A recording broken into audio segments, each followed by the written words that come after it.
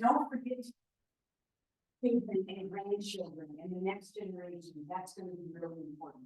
So just a reminder again, the book's $25, cash, check, or Venmo. Okay, it's fine. I just wanted, I'll start with the official academic stuff, okay? Dr. Paruk has studied the breeding and wintering of common loons across North America for over 30 years and is one of the world's leading experts on this species. You'll see the map of all the places he's been. So currently he's a professor of biology at St. Joseph College in Maine, an adjunct professor of biology at the University of Southern Maine, and an adjunct senior research scientist at the Biodiversity Research in Portland, Maine. Okay, has 35 published papers. I met Dr. Paruk. He was not a doctor. Okay, in '93, and at the Simi Wildlife Center in Michigan, which is where the data just exploded in the capturing technique. He'll tell you more about that. And then I also have worked with him in the wintering ground. So I've known him a long time, and he has tolerated me for the last 2.5 weeks as we've been traveling around Minnesota and Wisconsin. Paruk is, I don't know how to say this, always on the cutting edge. If something is going on with loons somewhere, he gets called, some of his team, and then they're out there doing the important research. Now, in 1950s and 60s, Dr. Judith McIntyre was actually the first loon biologist to write the Loon Bible at that time. And she did very, detailed observations about everything, all different aspects about the bird and what they were doing and the time of year and the chicks, and the parental stuff. But she had a lot of questions. So she put those questions in her book.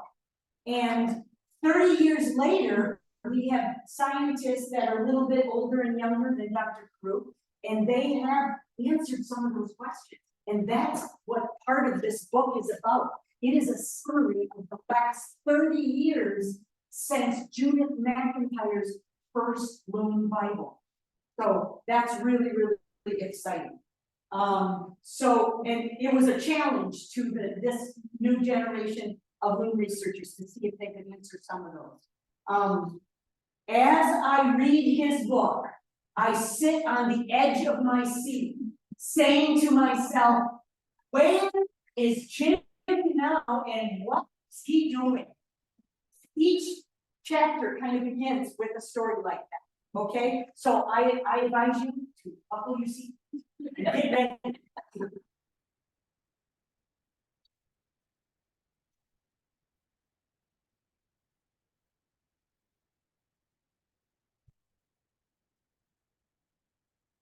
Sherry is amazing. Thank you, Sherry.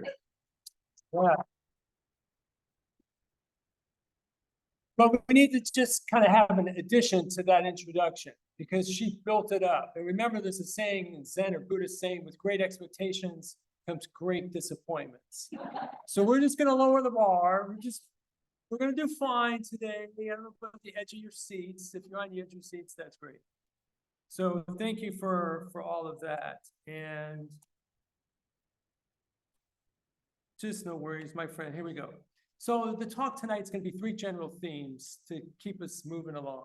The first theme is natural selection in loons and how it operates. That's a theme I use throughout the book, so I will spend a little bit of time talking about that. Then the latest and greatest findings about loons. I highlighted 15, and then stories from the field. So that's the plan for the day. And just briefly, my work started out in 1993 full-time, working at Sini National Wildlife Refuge. I worked with the marked population of loons, and I studied them from sunrise to sunset for roughly 5 years. The bottom picture is me holding a yellow-billed loon in Alaska on the North Slope. And those of us may recognize yellow-billed loons are the least common of the 5 species of loons. And they just live in tundra. And just to be up there with caribou, Arctic fox was just one of my life's most refreshing moments. And then this is me as I've gotten older and aged. Now I'm sitting in a museum, the Smithsonian Museum, looking at skeletons of loons. So reminiscent perhaps of myself. So, you know, how does one get started in loons? I don't know, like a lot of things in life, it seems serendipity comes into play, college classmate. So Dave Evers was a college classmate of mine at Lake Superior State in 1980. You're college freshman, you hang out, you play basketball, you take chemistry classes, you become friends. We went bird watching together, and we kept in touch over the years. And for his master's degree at Western Michigan University, he was trying to figure out a way to reliably catch loons so that we could put color bands on and study them. I was just talking to, remind me your first name, Kelly? Terry? Carrie. I was close. And Carrie was just wondering, are those the same loons that come back each year at her lake? Well, that's what we needed to know. And to answer that question, you needed to mark these birds, right? So imagine we see two chickadees in the field. I'd like to know, is that the male? Is that the female? Was that last year's? And again, we see two blue jays. Same situation. Is that the male? Is that the female? Those are the same birds. So unless you have a way to mark individuals, you can't really track them through time. And that's what Judith McIntyre was challenging the next generation with, to figure out how to figure out this technique. And so I was working in Yosemite National Park when Dave called me and said, hey, if you want to get involved and just help me, it would be great if you could. So I flew from Yosemite to Detroit up to Seney. And this is us in 1992. And by then, we had pretty much figured out the technique. And Judy came really close. Wisconsin DNR folks were close. Most other people were working on this problem, coming really close to it. But what Dave realized ultimately is when the chicks are very young, less than 2 weeks of age, the adults will stay on the surface and guard them. So if you go at night, slowly approach them in a boat with a marine battery, it's about 1 million candle power light. It's kind of like our headlamps, our headlights on our cars. So the loon turns away and looks. And then in the boat, we make a chick distress call. That's not the greatest, it's very poor. But anyways, you get the gist. Or we play a whale call. The adults will turn and come and swim towards the boat. And with great skill, you put the net under them and lift them up. So that's kind of how we ultimately succeeded. And by the end, our success rate was literally 95%. So every time you'd go out, you could catch a loon.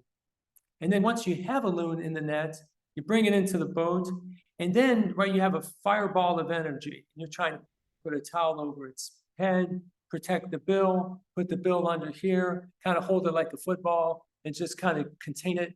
And the bird does calm down once it's contained. And then from there, as a biologist, you know, we've been taught gather as much data as you can. If you got a bird in the hand, figure out its weight, take bill measurements, bill depth, bill width, bill length, take wing cord measurements, take tissue samples. And Dave was an ecotoxicologist, so his interest was looking at contaminants in tissues of loons, such as blood and feathers. And this is the breakthrough if you haven't seen the bands. And notice how flattened they are compared to like a songbird. So the loon leg is like a canoe paddle, right? So in terms of maximal propulsion in one way and then minimized drag the other. So just like a swimmer, right? That's kind of the idea behind it.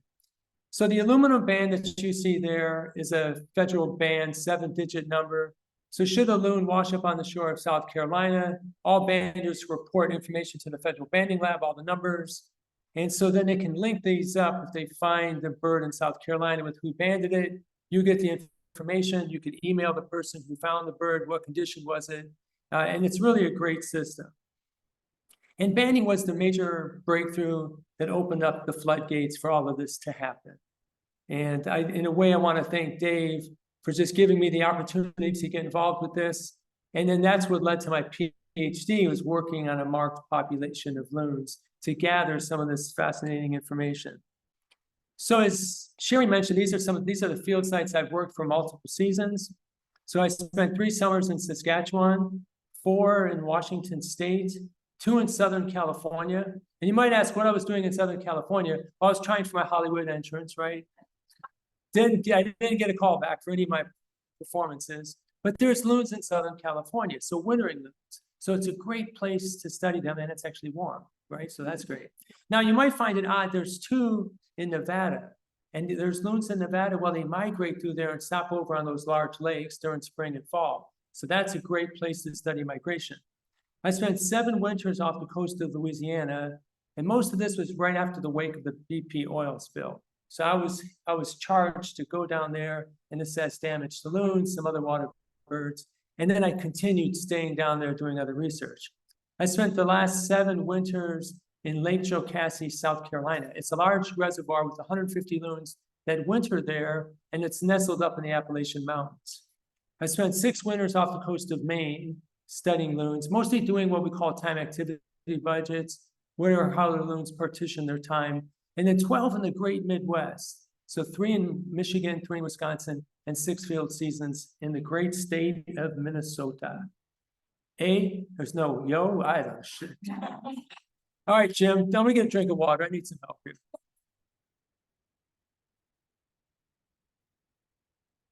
I just remembered. You betcha. Okay. So these are the 4 other species of loons: red-throated loons, Pacific loon, Arctic loons, and yellow-billed loons. And I was fortunate to do a little study with loons, yellow-billed loons up in Russia and on the North Slope of Alaska, and red-throated loons in Chesapeake Bay for 1 field season. So let's get into the theme of natural selection. So my approach to the book is, as a scientist, how do I approach looking at a loon? And a loon, or any animal, I see its behavior is driven mostly by reproducing and surviving, right? And those are like the major modes that drive an animal to make decisions that it does. And so anything that's going to help a loon survive, we might see selection for that, for example. So foraging efficiency. So if all of us are loons, we're individuals, we're competing, who's going to get the fish? The loon that can forage most efficiently is more likely to catch fish, pass on descendants that might have those traits, for example. And then we can look at reproduction. So loons are selected for reproduction as well. So you might think of like where you build the nest. There's probably better places to put the nest than others. Making good choices leads to higher reproductive success and pass on those genes and those traits to future offspring. And my thinking as well is, like, if you look at adaptive traits, we oftentimes think of like the skeletal system or the external plumage of a bird might be an adaptive trait, but physiology, such like a bigger heart, might be selected for, and behavior, aggressiveness, passivity, for example, is selected as well. So when we think about selection, most of us think about this bell-shaped curve. We can think of height, we can think of weight, we can think of length of femur, number of toes. This could be a behavioral trait, aggression, passivity, but you see a normal bell-shaped curve. And selection could push things to one side, or it can push it to the other side, depending on what allows a competitive advantage over other individuals. So when I think of an adaptive trait, I think of organisms that have this trait survive or reproduce differentially better than those without that trait. So that's kind of the idea behind it. So a very simplistic example, you have mice that move into, let's say, some new rock backgrounds on the Galapagos Islands, and there's different melanistic and albinistic forms. Mice are fed on by visual predators. Visual predators come down, white mice stick out, they get selected against, and over time the population shifts in that direction. So if we think of potentially some anatomical designs in loons, then may or may not be adaptive traits, depending on how we define it and examine it. But a loon has a very large, heavy head. When I held the first loon in my hand, I was surprised how heavy the head is. And if you're thinking loons spend lots of time diving under the water, a heavy head helps it to sink very fast. And along those lines are very dense bones. So if you compare an eagle skeleton and a loon skeleton, you'll find that the loon skeleton is very heavy, very solid bones. And of course, compared to an eagle, which has pneumatic bones or light bones. And of course, the loon bones are going to help it sink faster as well. So in other words, it's more efficiently designed. The wings are compressed, the hips are narrow, the shoulders are narrow, and the feet are situated far back, so you're trying to get maximum propulsion. So these potentially are some examples of modifications of the loon skeletal system. And then again, most of us, when you see a loon, there's always questions to ask, right? And most of us probably have had the same questions. You know, what's up with the red eye? Is there anything about the necklace, checkered back? And we can probably continue this as well. Physiology, we talked about earlier, like a big heart, or maybe you slower the heart rate when you dive. So some diving birds have that. And then this is an example of aggression in loons. Like, is that something that might be selected for? And another thing to think about, the annual cycle of a loon is also under selection. So in other words, loons make choices, and at times maybe you make better choices. And those that don't make better choices, will be selected against. And then all of a sudden that they're not contributing to the gene pool of the next generation. So for loons, timing of best breeding, when should I get back to the lakes? How do I act when I get back to the early part of the lake, for example? Timing of fall migration, when to molt. How long do I stay in the winter home before I start fall migration or spring migration? So all of these, everything about a loon is under selection. So now, how much time do we have for selection to operate? Where a loon skeleton goes back literally just over 1 million years, basically unchanged. So that tells us common loons as we see today in the paleontology record goes back at least 1 million years. So that's pretty impressive. So how many generations of loons where you have parent, offspring, those offspring become parents and reproduce? For loons, that's roughly on average 10 years. That means there's 100,000 generations for modifications to occur. Not one, not 10, not 1,000, 100,000. So what we see are just modifications in the skeletal system, the physiology, the behavior that optimize an animal's performance. And I will use a caveat. We're uncomfortable saying the word they're perfectly adapted. Nothing's perfectly adapted. As perfect as I think I am, my wife will tell me, Jim, you're not really so perfect. So we get that, right? And sometimes we're just very careful about that as scientists, that I don't know one thing that's perfectly adapted. So if we're looking at migration strategy, take the natural selection approach. Let's look at loons in the upper Midwest, Minnesota, Wisconsin, and compare that to loons in New England. So the upper Midwest loons are long distance migrants. Oftentimes they fly, some of them not only to the East Coast, but most of our loons are flying down to the Gulf of Mexico, over 1,500 miles. And loons in New England are short distance migrants. So for example, where I live now in Maine, I can see a loon fly in 1 hour and get to the ocean. Okay, well, loons in Minnesota, we're looking at 1,500 miles, multiple days to get there. So there's selection, potentially differences between those two. So let's look at those. If you were going to take a trip to Florida, you only had so much money, which vehicle would you take? Okay, and again, depending on purpose, if one's to cover distance, we would take the aerodynamically designed one. If another one's to go on a logging road to get us back in the woods to save someone's life, maybe you take the other vehicle. So as engineers, you're looking at design, shape, weight, and all those come in play when you're looking at an animal in terms of migration. So a loon that's migrating a long distance might be selected to be lighter, for example, and have more different design. So this just kind of gives you a comparison of that.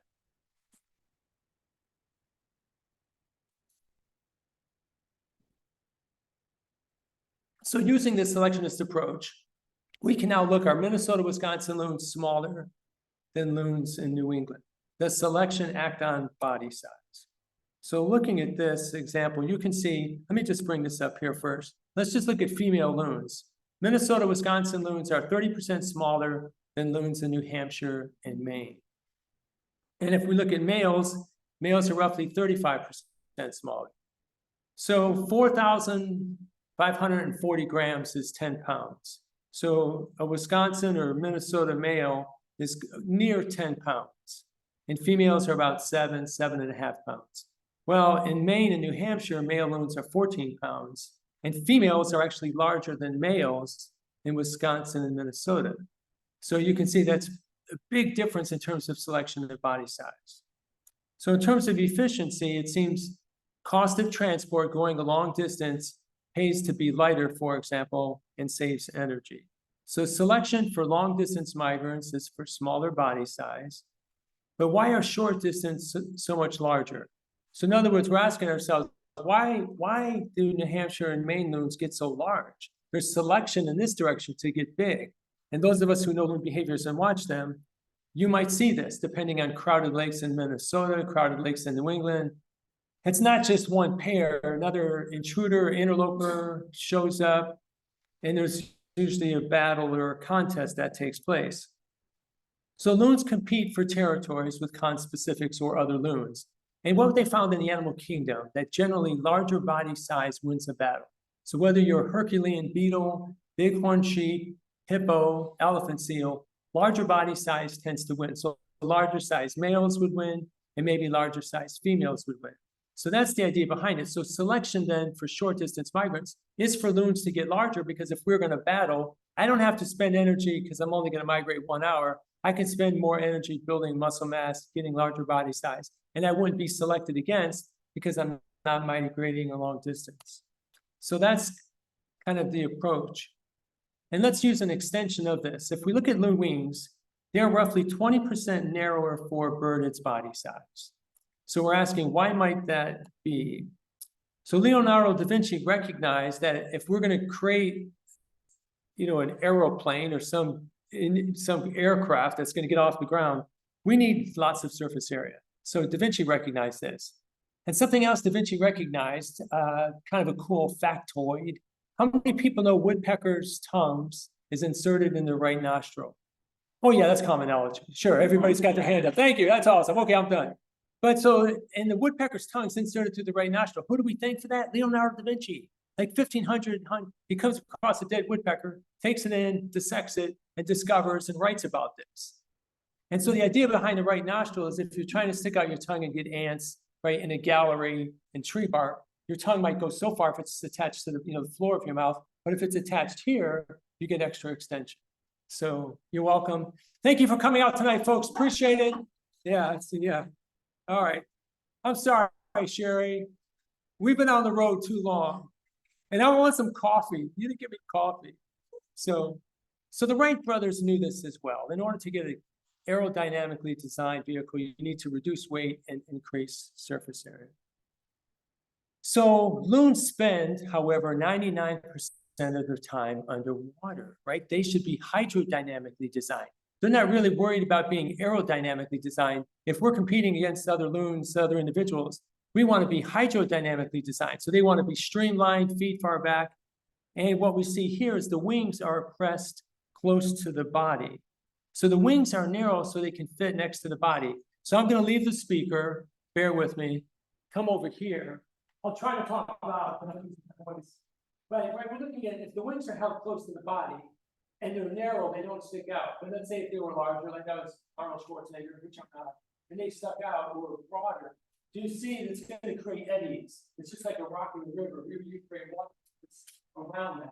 So the wing really needs to be held compressed. It needs to be narrow. If it stuck out any further, right, it would create eddies and create drag. So this is the streamlined shape of a loon. We're looking at something that's more torpedo shaped, hydrodynamically designed. So narrow wings means less surface area, which makes lift harder. So that's the compromise loons make. But again, I'd rather be hydrodynamically designed if I'm a loon any day of the week, twice on Tuesdays, because of this. I don't know where that came, Sherry. That's just, yeah. So I drew this line in there to just draw attention to the sternum. And you can see in looking at the breastplate of a loon, everything's hydrodynamically designed. It's very narrow. It doesn't protrude or stick out. And let's kind of make a comparison of a hydrodynamic keel of a loon versus another bird, an aerodynamically designed one.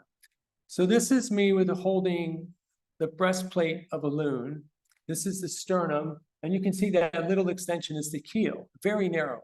And if we compare that to a pigeon, look at the size of the sternum and the keel on that. That's large chest muscles. So aerodynamically designed, if I evade predators by powerlifting to jump into the ground and get off, I need big chest muscles. We eat chicken breasts, turkey breasts, right? Big chest muscles. Well, they need to attach to something. There's the big keel. So what we find with loons, they can't have large chest muscles, but there's just not room for them. So consequently, if I'm trying to get lift, I don't have large chest muscles. How's that going to take place? Well, we know that song, right? Run, run, run fast as you can, right? So in order to get lift, they need to run on the surface because they don't have enough surface area. So in order to get power, all of this kind of comes into the equation. And we know loons need long runways. And because loons are hydrodynamically designed, flight therefore is expensive.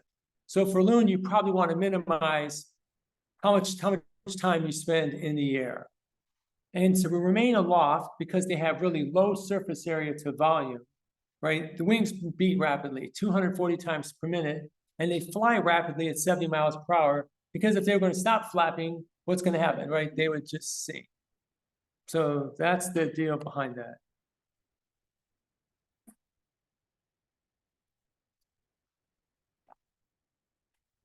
So throughout the book, I try to talk about selection at every aspect of a loon's life. And I just over and over, because I'm so fascinated by it, and it's really kind of interesting to look at it. So why do loons lay 2 eggs, not 3 eggs, not 1 egg? Why 4 eggs, right? What's up with the checkered back? I discussed that as well. I get into physiology with loons. Winter, there's some fascinating behavior. And over, I kind of come back to this approach. So now here are some of the latest and greatest findings of loons. This is where you all go to the edge of your seats. Yes, okay, here we go. So we have a group, Biodiversity Research Institute, led by Dave Evers, that you see here on the far right. Wisconsin DNR, I know some folks from Minnesota DNR, banded loons, Walter Piper, Kevin Kenow, and many others. But we have over 9,000 loons banded in the United States. And with that is just lots of information. And that's kind of where we really made big headway. So we know now whether they mate for life or they switch territories, do they come back to the natal area, how long they live, and are parental roles shared equally. So what we found is that returns to territory rate is roughly 80%. So a loon on your lake, there's an 80% chance it's the same bird as last year, essentially. And no difference between males and females, same return rate. Annual survival rate, 92%, same for males and females as well. So these birds live a long time from year to year to year. They do not mate for life. They have multiple partners, 2+ partners. The average duration of the pair bond is 6 to 7 years. So whether humans have a 6 to 7 year itch, you know what, I'm comfortable with you, but I'm kind of getting tired, you're out the door. All right, the longest pair bond we discovered recently is a pair at Sini National Wildlife Refuge that was together for 25 years, which is a long time. Prior to that, there's another pair for 17 years that I'm aware of. Now, this is interesting to know, and that's why it's so important to band birds, is you're able to get this information. So you're able to build demography population models, but without banded birds, you can't do that. So the first year of breeding for males is typically year 5 or year 6, and for females, year 6 or year 7. So in other words, those chicks that hatch this year, it's going to take them 5, 6, or 7 years to finally start breeding. The oldest birds, I was there for both of these birds, helping Dave band them. We abandoned an adult female in 1992 that's still living. And remember, if it took 5, 6, or 7 years for that bird to gain sight, that bird probably hatched in 1988, which would make the bird 35 years. We banded a chick in 1989 that's still living, 1123, that's 34 years. So we know loons are long-lived, which is pretty impressive. When we started this, we had no idea we would get 30+ years. And it's different than like a parrot that's in a cage that is known for longevity. These are birds that live in the wild, really tough existence, and here they are living over 30+ years. We do know not all loons make it to 30 years. That's probably on the high side, but just to kind of reiterate that point. And not all pairs are equal. Roughly, based on one subpopulation, 25% of all the pairs produce 50% of the chicks. So sometimes we think all pairs are equal. No, all pairs aren't equal. Some parents are just better than others. Whether that's because whether they're better parents, better territories, who knows what's the circumstance, but that's common pattern. So let's share this with you. I tried to put this in a little more simplistic math. So let's say an adult breeds 20 years, a female. So age 6 to 26 gives you 20 years. And the national average for a pair is to produce 1 young successfully every other year. So that's why I divided that in 2 and say 0.5 per year. So that gives them about 10 young they produce. And survival to age 3 is also 0.5. So in other words, the first couple of years, mortality is relatively high in loons. Not super high, but higher than some birds, lower than many others. That's 0.5. So a female in her lifetime would produce 5 adult birds. So in many ways, when you think about that, that's like reproduction like elephants or whales, not mice or cottontail rabbits. So should something happen to adults, there's a slow lag time before the population can build itself back up. We do know chicks return to their natal area, oftentimes within a couple miles. Sometimes that might be within 10 miles. Now, this is the dark side of the loon. Hold your ears. Thank you. I appreciate that. I got a joke for you too when we're done. I got one for you. So here's the dark side of loons. We love loons, but there's definitely like a dark side to them. And they can be super uber aggressive, right? And some of us who are watching loons on lakes, we see this a lot. And I think what we're seeing over time has been, we're seeing, for example, there was a buildup in the population. If you're a young loon and you're trying to find access to a territory, you need to land on a lake and at some point ultimately challenge a male or female to gain access to that lake. And that's where you will see these contests occurring. And then usually the resident chasing away the intruder. So that's the dark side of the loon. But Mark Pokras, retired professor at Tufts University, has done 4,000 necropsies of loons.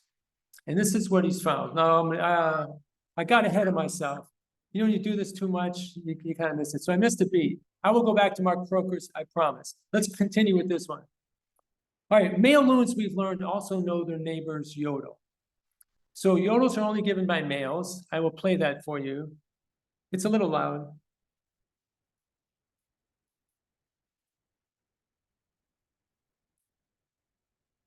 I'll play it once more.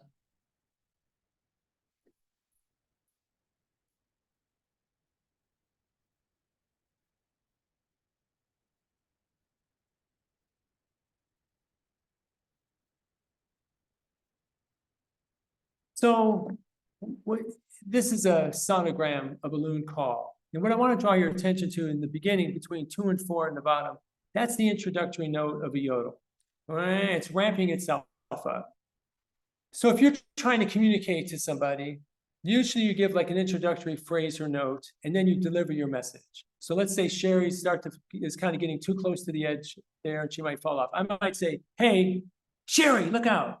So you're getting their attention. Song sparrows have 3 introductory notes, dee, dee, dee, and then they deliver their message. So the yodel is broken down like a song sparrow. There's like introductory phrases, but what's really important is what follows.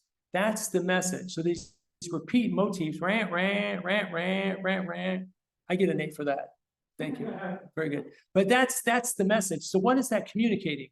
So some researchers recognize that loons know yodels all around the lake. They know their neighbors. So you go in there, you catch one of the neighbors, you take it out for just a night. You place a recording of a stranger, for example, and you play that stranger, and then you record what neighbor 1 is doing and what happens to the sonogram. Look at that. So that you can see that the resident bird recognized there's a new bird, there's a stranger, and I need to now alert this bird that I'm the one in charge, I'm calling, and this is my motivational state. So we've linked motivational state to these repeat patterns on a lake. So you can imagine like an acoustic signature that loons feel very comfortable. So we call at night just to make sure the landscape, they're familiar with the landscape. So the night chorus that we hear, that's all about familiarity. Okay, everybody's in place, we all feel good. If someone's different, then yodels amp up, right? So that's kind of what's happening. And the other thing I talk about in my book is selection on vocalizations, and I go into quite depth on that. So this is some work looking at how deep can loons dive. It's some work that Kevin Kenow, the USGS office did. These are loons that were caught in Minnesota and upper Wisconsin, migrated to Lake Michigan. And now this is a geolocator or depth pressure sensor. And this is the dive profile of a common loon. So you're looking at 9 o'clock in the morning to 6 p.m. at night. There's the surface at 0 of Lake Michigan. And these loons are diving down 45 meters or roughly 150 feet. But what's unique about that is look how often they're diving to 150 feet. They're not making shallow dives.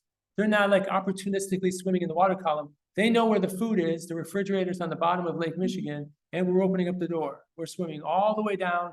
And there's a species of benthic fish called gobies. That's what they're selecting for. So I'm not wasting any time trying to find anything else. I know where the food source is, and I'm going all the way down. But look how many dives they would make during the course of one day. So dive depth and duration in loons, I compare it to penguins. So penguins are loons' nearest relatives. And penguins, we have very good data on dive times and durations. So if you look at a small, medium, large size penguin, these are the different grams and weights of penguins. And we know loons, right, are medium sized. And if we look at the depth of penguins, medium-sized penguins can dive 300 to 600 feet quite comfortably. So I feel loons pretty much fit in that category. And we work on a body of water that's 300 feet deep. And channel catfish, for those of you who know fish, that's a benthic feeding fish, catfish, oftentimes on the bottom. These loons are catching catfish at Lake Chillicothe that's 240, 300 feet deep. So in dive duration, medium-sized penguins can hold their breath underwater for 3 to 6 minutes. So I feel very comfortable saying loons are definitely in the neighborhood of 300 feet in terms of depth and 3 to 5 minutes. So this one is looking at dynamic, flexible partnerships. So are all loons equal? And for those of us who've been fortunate and blessed to be parents, that is one of the greatest blessings in your life. Father's Day was just yesterday. Right, a great moment, is when you're looking at partnerships, it's the give and take. Sometimes it's like, you know what, I'm tired, you got the kid, okay, you take the kid, and you balance things out. If everything was perfect, it would be 50-50, right? But we know that's probably not the case with humans. So what's it like for loons and other birds? So what I did is I looked for every pair of loons, males and females. I looked how often one bird sits on the nest, I kept track of that, how often they feed young, and that was my metric for determining like effort that was committed to the partnership. And then I plotted that for 11 birds. And if everything was 50-50, you would be right in the middle. There would be no bar graphs, right? You would just see a flat line. So if everything was 50-50, that's what we would see. But looking at this one, you can see many pairs, females gave 5-10% more effort than males. Yet in some pairs, males contributed more effort. So I think what you're seeing is that loon pairs, there's this dynamic interplay between males and females for every pair that they figure out what works best for them. So not all loons are equal. Now, this is the dark side of the loon. I have no idea how that got there, buddy. So now we're good. So this is back to Mark Poker's deja vu, hit rewind, and here we are. So this is what Mark Poker's found. When he did these necropsies, he found holes in the breastplate of these loons, in the sternum. So then he took a loon bill, put it inside. Oh my gosh, it fits. And so then he realized these are sternal punctures made by other loons. So what would happen, the loon would be on the surface, the other loon would come up under and just come straight up and puncture its lungs. Hence the dark side of the loon. And half of the loons that he examined had sternal punctures. Most of them had 7 sternal punctures, bone heels. So he saw evidence of these holes being replaced. But what he found, which to me was extraordinarily and fascinating for someone who spent so many hours watching loons, but that half of the females also had sternal punctures. So it's not just male, I mean, it's female, it seems, which is really fascinating. This is probably the first loon I abandoned in the winter. This is the Southern California bird in 2004. It's been reobserved for 17 consecutive years with those bands. So you have a photographer there, takes pictures, get these pictures back, matches up with the bands. And this bird's been at the same winter site for 17 consecutive winters. And we've seen evidence of this throughout North America. And with our models, we predicted winter site fidelity is 85% for adult loons. So loons go back to the same place. And yes, they probably do the same stopover spots as well. Now that's 14. I think there's 15 key points. If I do my subtraction right, I think this is the last one. So here's the loon translocation project. So there was a 3-year project in Minnesota and a 3-year project in Massachusetts. So this is really what kind of how the project evolved in a nutshell. But you can see from this terminus, that little black line, loons' breeding grounds were Iowa, Indiana, Ohio, Illinois, Pennsylvania, Connecticut, and we saw range retraction. Like over the last 100 years, we see that line moving up. So the question is, well, why is that taking place? And most of us recognize that loons in the southern range, many loons were shot, there was loss of habitat, shoreline habitat, increased human recreational pressure. And so the thought was, as a translocation effort, could you actually move loons from some other area, release them from a different area, and would they go back to that new area? So in other words, could you translocate loons? Biologists have done this with cranes and swans and raptors and have had great success. So could it be done with loons? So that was really the challenge, just to see, could this be done? So the question is, will chicks return to their natal lake? Most chicks, we know, loons return to the natal lake, right? Or will they go to the lake from which they fledged? In other words, actually flew off. So we were hoping our bets that they would actually return to the lake from which they fledged, not through which they were born. So this is the study, the kind of the nuts and bolts behind it. So we worked up in Grand Rapids, which is an area that was highly productive. We worked with the Minnesota DNR. We tried to figure out locations. And we identified 2 chick broods, and then we took the oldest chick. We wanted to have chicks that were probably approximately 6 to 8 weeks of age, so they were fairly independent, could catch fish, and more likely to survive than a younger chick. But we didn't want to take chicks that were 10 or 12 weeks old because they had already probably spent so much time on that natal lake that we were fearful they would go back to that. So that was the rationale behind it. Release lakes were near Faribault, southern Minnesota, and these lakes were selected because they had low shoreline development, low human development, great water clarity, and a good prey base. This is one of the kind of enclosures that we used on Fish Lake. And this is me releasing the very first loon ever on 15 August 2014 at 4:35 in the morning. So we took this chick from Grand Rapids, drove 285 miles, and that same night, it now was in its pen. So in the enclosures, we had large steel mesh. We were trying to keep out snapping turtles, maybe other large fish, something that we were thinking might be a predator on them. We had avian guards over it to prevent anything from getting inside. We had netting. We had a visual barrier. We found that if we had a visual barrier around the upper surface of the water, that the chick was calmer and wasn't always just trying to just move around the surface. We had multiple feedings per day. Often there's a little PVC pipe that sometimes we would just pull minnows down into the water where the fish would feed. We made sure when we went out there, we kind of covered our human presence so they wouldn't identify food with humans. And sometimes we would use, sure enough, a puppet, put a hand through there, splash that in the surface of the water, and that usually got the loon's attention. So we monitored their behavior from a distance. So after that little feeding, we would always go far away, spotting scope, and just observe them 20-minute sessions per hour for 18 hours. And then we did that, throughout basically the summer. And then we monitored their health. We recaptured them, took blood samples, made sure they were gaining weight, seemed healthy, for example. And then we put a small radio transmitter on them and we released them. So did it work? Well, Minnesota had a few chicks that returned. We're unclear whether they bred successfully. We do know the chicks in New England, so chicks that were taken from upstate New York and Maine that were moved to Massachusetts, actually did return to the lake from which they fledged and bred successfully and produced young. So showing us that this could be a potential translocation effort should it be needed.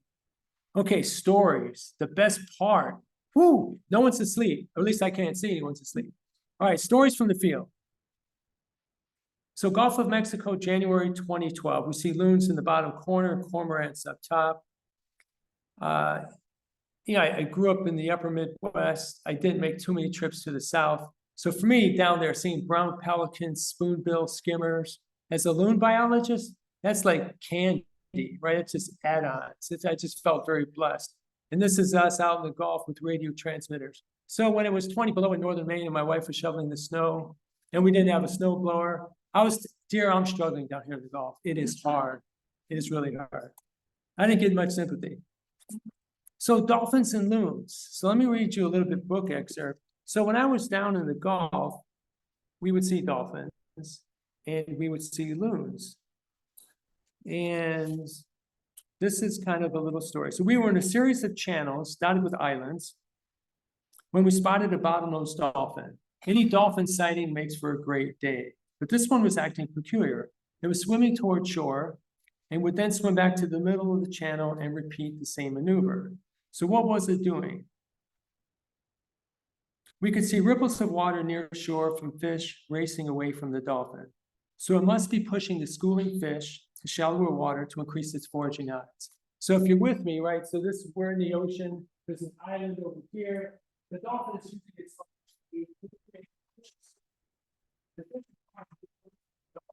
as the water gets shallower and jumping off to the side. What happens next? So as we're watching, then we saw a common loon follow in the wake of the dolphin. That's it, we shouted to each other. At first we were skeptical, but the longer we observed, the more certain we were that the loon was consciously swimming back and forth each time in the wake of the dolphin to get any fish trying to escape the dolphin. Now, isn't that a mind bender? Like, how cool is that, right? Just so, and that was some of the beauty of studying winter loons, is there's a lot still to learn from that. Okay, and this is story number 2, and this is my last one for the night. So Walker Lake, Nevada, April 1998. Walker Lake is located, well, let me just show you first of all, it's about 11 miles long, 5 miles wide. It's on the eastern side of the Sierra Nevada. It's dry, it's desert-like, and it has dropped 40 feet in 40 years. And the reason for that, Walker Lake is a terminal water body, and there's only one river that flows into it, the Walker River. So when they gave out water rights and who can siphon off how much water before it got down to the lake, they did that in a high snow year in the Sierra Nevada. So which means in a normal water year, no, the river does not reach Walker Lake. And this is a highly evaporative lake, 5,000 feet in elevation, and it has dropped 40 feet in 40 years. Then what happens, the dissolved solids in the lake get really high. So if a fish is trying to get oxygen from the water, it gets harder to push its skills to get water. So the Nevada Department of Fish and Wildlife recognized this, and they were trying to get help to raise awareness about the plight of the loons on Walker Lake. So Walker Lake is roughly 70 miles from Reno, Nevada, and quite a ways from Vegas. But there you can see this location. And over 1,000 loons would use Walker Lake as a stopover spot during spring and fall, feeding on these native fish, tui chub, and cutthroat trout. So here's the book excerpt. Margie, are you in charge of things tonight? How long do we have the building? To 10 o'clock, 10 o'clock? 9 o'clock, because I'm feeling like I got more stories to tell. All right. Let me pull this out. I promise it won't take that long. But okay, so wildlife research involves roving parts, and sometimes things do not go according to plan. So here's a good example.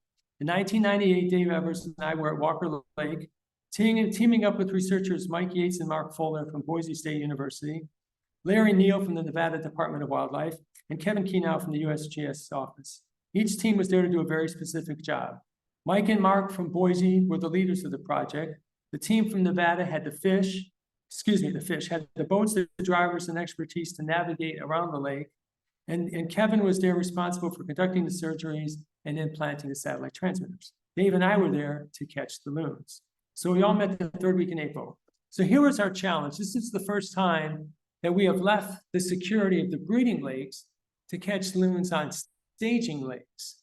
And the challenge we knew that we were faced with is chicks migrate at different times than adults. They may not migrate in the same areas. And so there's no chicks on Walker Lake. So when we approach a loon at night, what's to prevent it from just diving?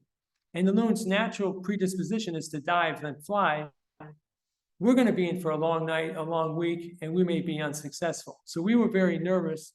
We were feeling, Billy Joel wrote a song, Pressure. If you know that song, you get it. We were feeling pressure to catch loons. And we weren't sure if we were going to do it. And then furthermore, winds were going to pick up forecasted for the next several days. And so they felt like we need to really be successful today. So I'll try to kind of just briefly go through a little bit more. So we went through with introductions, discussed the plan, but the Boise State team notified the group that the satellite transmitters would not in hand that day, but would arrive the next day. So we questioned whether to put off going in the boats until then, but strong winds were forecasted each evening, and going out on the lake was potentially too dangerous, or waiting. So the winds in this region are known to howl down the mountain and through the valley, creating large white caps in dangerous conditions. We tossed around our limited options. Dave and I offered that we were not sure we could catch the loons outside of the breeding season, but we decided we should give it a shot, and that's kind of we're here. So let's go out and give it a shot. So waves were roughly 1 to 2 feet on the water, which worked to our advantage because it broke up the noise of the boat engines and limited the range in which a loon could see us. And when they finally saw us, we were very close to the loons, and we ended up catching several that night. So the hard work continued. We ended up catching 5 loons. So here we were, the satellite transmitters would not arrive until the next day, and we had no place to keep the loons overnight. Did we release them or try our luck tomorrow? But what if the weather conditions worsened as expected and we could not launch the boats? Loons are big, hardy birds, and with our collective experience, we felt loons would be fine if we kept them overnight. But where? With limited options, we reasoned we had to take them with us to our hotel rooms.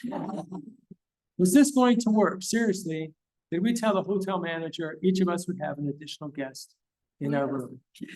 So, whew. So this is a loon under anesthesia. But we put the satellite transmitters in, this is the antenna that sticks out. The loons did fine, and we ended up tracking them to northwest Saskatchewan. So end of story. Not quite, there's always a wrinkle. So 13 years later, almost to the month, we're down in the Gulf of Mexico studying common loons. We had some money for satellite transmitters, so we had money for two. So we're out in the Gulf of Mexico catching two loons at random. We put satellite transmitters in them, we plot the data, and let's go for a ride. So looking at off the coast of Louisiana, they spent 10 days at a freshwater reservoir in Tennessee, 15 days, so literally 2 weeks in Lake Michigan, probably fattening up for the migration, 6 days in Lake Winnipeg, and 52 days later, almost 2 months later, 2,309 miles, it went to like northeast Saskatchewan. That's pretty impressive. Now the next bird took a little longer to decide to take off. It spent 20 days off the Mississippi coast. It went to a reservoir in North Carolina, and then it spent 9 days in Chesapeake Bay, 12 days in Lake Erie, 10 days in Lake Huron, 2 to 3 days in Lake Winnipeg, and then 72 days later, 2,776 miles to northwest Saskatchewan. So I was on the project in 1998 at Walker Lake, and I remembered the loons there went to northwest Saskatchewan. So then my mind was churning, like, no, okay, let's plot the data. So the dashed lines are the birds from Walker Lake. They stopped at Flathead Lake in Montana. The dark line you see there are the two loons we caught from Louisiana. Looks like in northwest Saskatchewan, there's a little overlap. So we zoom in a little closer. It looks like they are on the same water body. We zoom in still, and both of those birds use the same water body in the northwest corner of the lake. How many lakes in Minnesota? How many lakes in Saskatchewan? How many lakes in North America? Are you kidding me? Do you realize the chance and the odds of two birds in random in the Gulf of Mexico, 3 birds in Walker Lake go here? So this is what I think about this. I've given it a lot of thought, and I've reduced this experience to one word.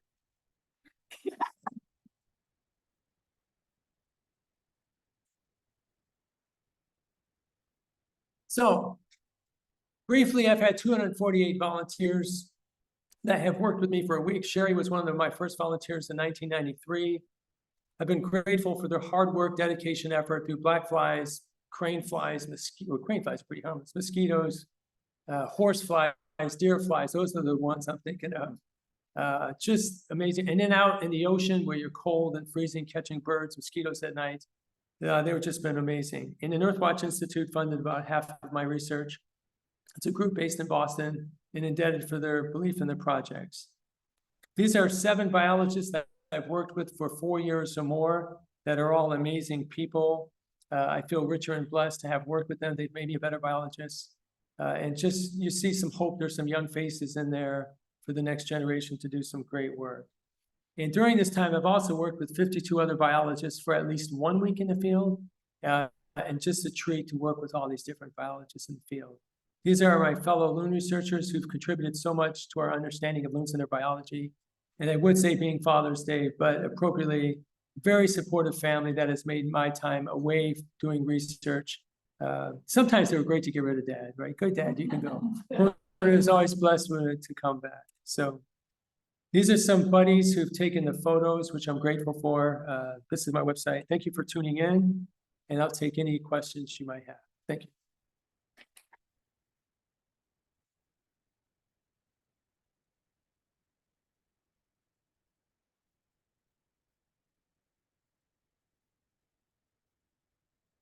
Yes.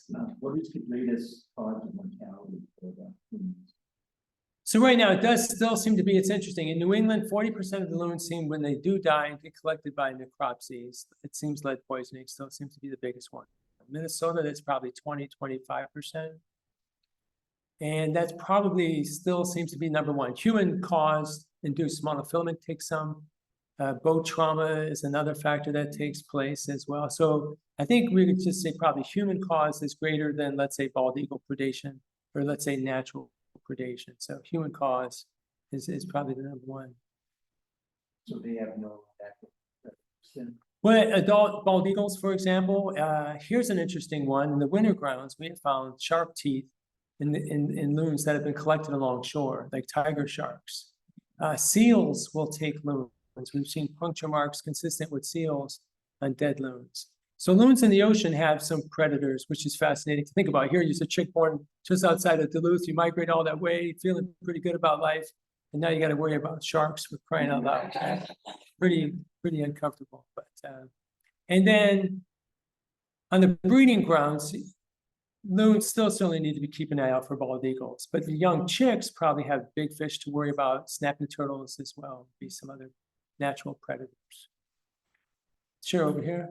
You started out by emphasizing the breakthrough of banding. It seems like seeing a band on a loon is not the easiest thing. You have to wait for them to preen or go up on the nest, or when do you get to see a Band. Yeah, that's a super awesome question. Very insightful. Because it is really hard to see those bands, which is what you're alluding to. There's a lot of work to get those re-observations of those bands. And we got a little bit better with it over time. It's like if you put out a loon decoy and give a call, the loons are going to come and investigate it. They're going to swim around it, and we can get bands a lot faster that way. But if you just wait for the loons to come lollygagging around to get bands, you might be there for a while. And along those lines, remember, loons do belly preen, like they'll roll over, and then at that point you can get one leg, but we need to get the other leg, right? So it just gets complicated. So thank you for asking and reminding me about that heading. But very insightful question. Yes, sir.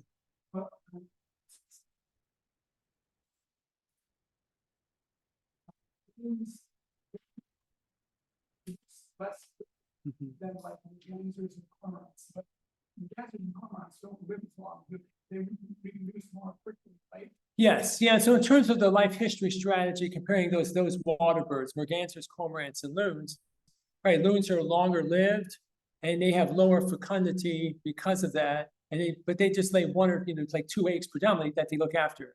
But the cormorants, mergansers produce more eggs. Don't live as long, and probably have higher mortality. So 2 different strategies. And again, it's kind of like short reproductive time versus long reproductive time. But good question. Yes.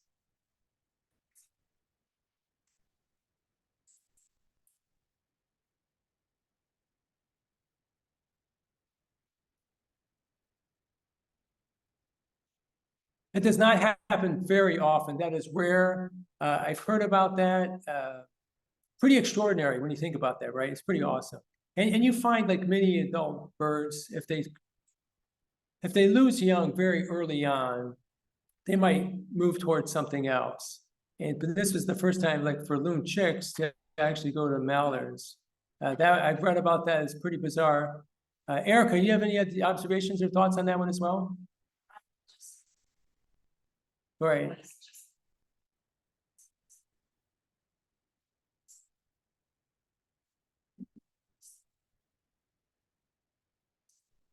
Mallard.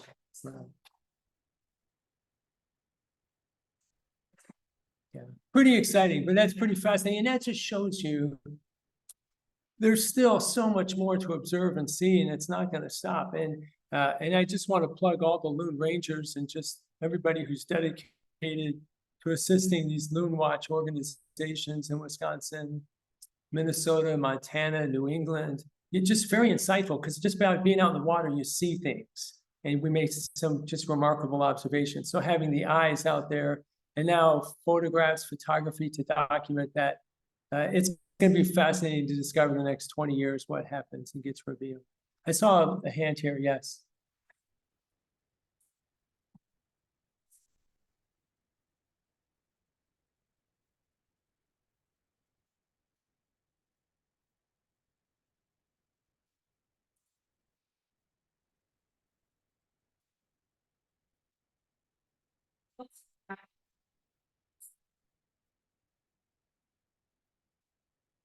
Yeah, initially, when I was doing this in the nineties, I didn't see much of a conflict between geese and loons. So in the nineties, there didn't seem to be much of a conflict. It seems like Canada geese were nesting earlier, would lay their eggs and almost hatch before the loons really got underway. And so initially, I would say I didn't see much of a conflict. But what you've observed, many others have observed as well, is we're starting to see whether loons are nesting maybe sooner, but we are starting to see more interactions between loons and geese than we did 20 years ago, which is really fascinating. Go ahead, Erica, you can probably add some things. Right. Perfectly fine. Mhm. And for those of you who don't know, Erica Lemoyne is here. She's in charge of the Wisconsin Loon Watch program. Super knowledgeable, absolutely. Local expert, talk to her. And that's why sometimes you can look at me with a very specific question and I look at Erica. Hi, Erica. So, yes, and back. This last.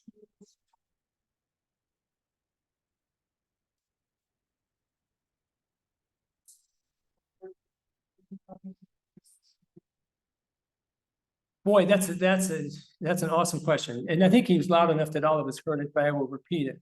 He's asking the 2 loons that we caught that went to Saskatchewan, were they lighter? And it seems that, yes, they were light birds.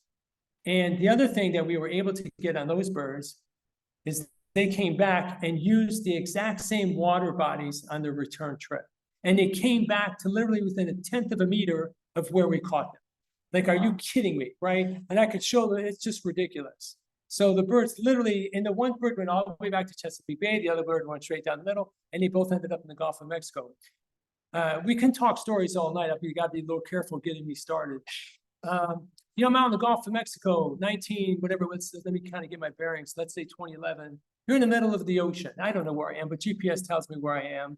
11 o'clock at night, we finally catch a loon. Got it, bandit. 3 years later, I just happen to be in the same area of the ocean. There's a loon, I catch it. It was the same loon I caught in literally the same 1/10 of a meter 3 years later. Like, what are the odds of that? So I got other stories, but yes.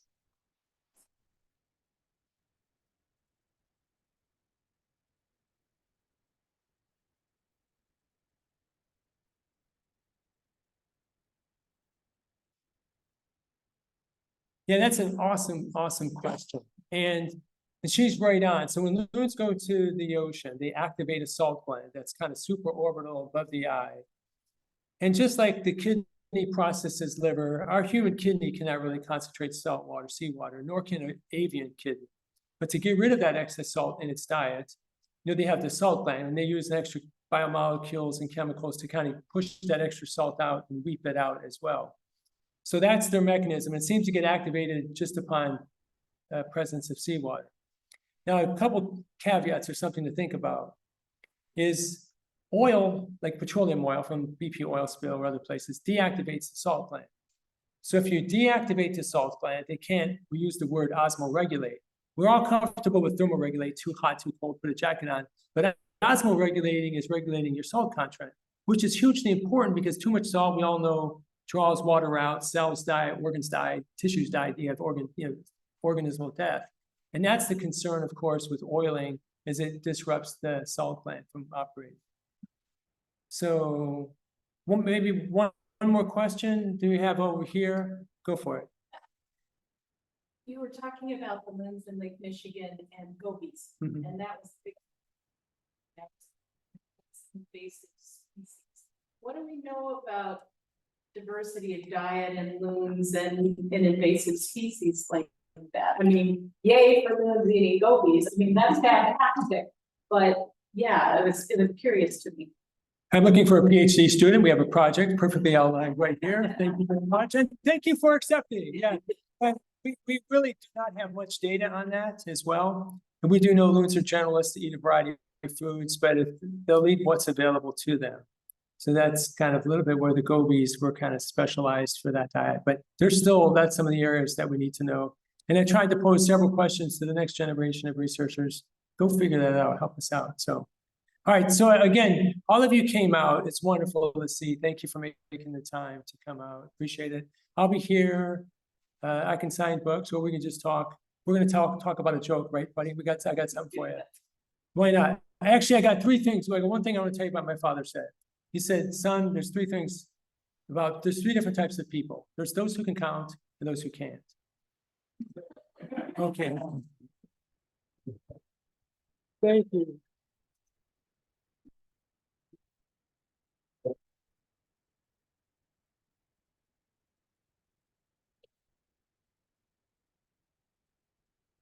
So if you would like to buy the book, come on down and he will sign it for you. And if you just have a question, you can ask him or you can ask me or you can. And one other random announcement, if you know people that should have been here and seen this presentation tonight, this tape it and it will be on the Hawk Ridge, YouTube channel eventually. So it's been a little bit of time to get it together. But it will be there and you'll be able to reach it from the Hawk Ridge website. Just pick up a series. From the